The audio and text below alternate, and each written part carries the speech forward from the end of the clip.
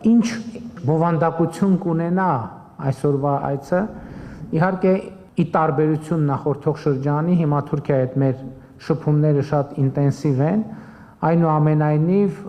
տարածաշրջանի եւ միջազգային զարգացումները իրենց ծավալով շատ ավելի մեծ են եւ ես կարծում եմ, որ առաջին հերթին այս այցը իմ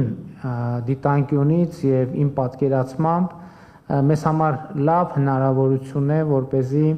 մենք Հայաստանի Հանրապետության դիրքորոշումները, այդ դիրքորոշումների նրբությունները, առանձնահատկությունները եւ լուծումների մասին պատկերացումները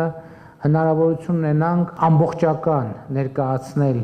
Թուրքիայի մեր գործընկերներին, իհարկե նախագահ Էրդողանի հետ առանձնազրույց կունենանք այս թեմայով, մեր գործընկերները իրենց գործընկերների հետ ընդլայնված կազմով քննարկումներ կունենանք եւ